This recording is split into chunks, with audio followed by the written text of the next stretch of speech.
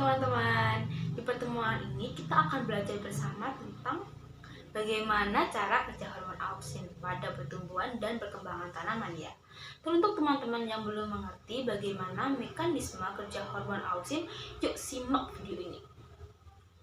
Oke, sebelum kita masuk ke materi inti, saya mau tanya ke teman-teman, apa sih hormon auksin itu? Hayo, apa? Jadi, buat teman-teman yang belum tahu hormon auksin, hormon auksin itu merupakan hormon yang mempengaruhi pertumbuhan dan perkembangan pada tanaman. Wah, sepertinya teman-teman gak sabar ya buat nyimak lebih lanjut. Yuk kita ulas. Sebelum kita mendalami, teman-teman harus tahu konsep dasar tentang pertumbuhan dan perkembangan ya. Kita semua tahu ya bahwa setiap makhluk hidup itu pasti mengalami pertumbuhan dan perkembangan. Nah, dalam biologi, pertumbuhan mengacu pada perubahan fisik berupa pertumbuhan ukuran, volume, tinggi, dan massa. Sedangkan perkembangan adalah proses menuju tercapainya kedewasaan. Teman-teman udah paham ya konsep dasarnya. Kita lanjut nih. Nah, nih ada faktor yang mempengaruhi pertumbuhan dan perkembangan. Jadi ada dua faktor.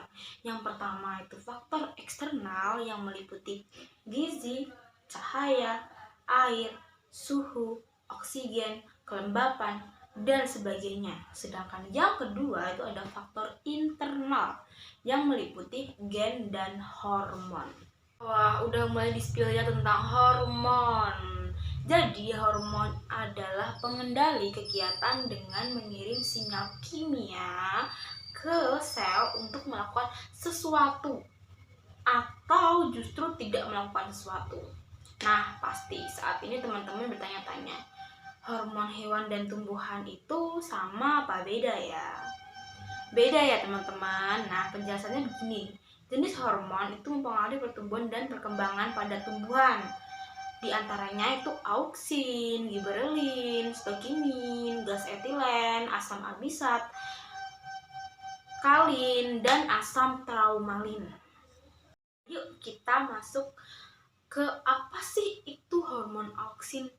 Jadi hormon auksin itu berfungsi untuk mempercepat perkecambahan, mempercepat pertumbuhan organ, dan membantu proses pembelahan sel pada tumbuhan.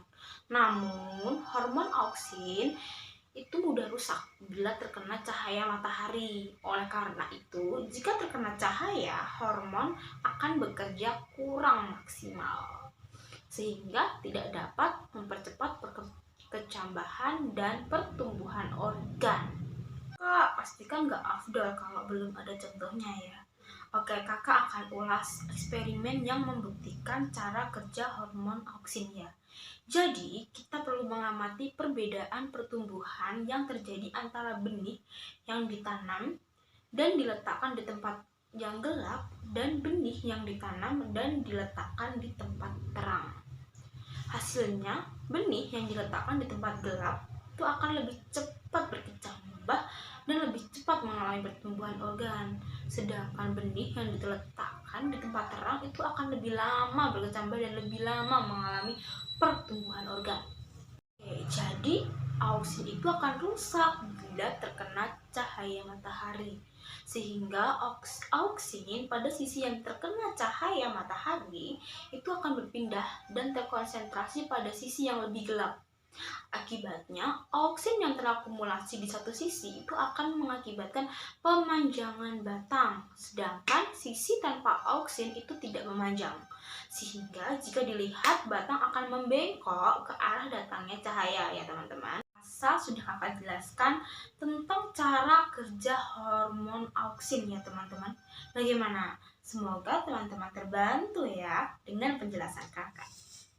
Oke, karena tadi sudah kakak jelaskan mengenai cara kerja hormon auksin, kakak mau pamit undur diri. Apabila ada salah, kakak mohon maaf ya. Terima kasih, sampai jumpa di video selanjutnya.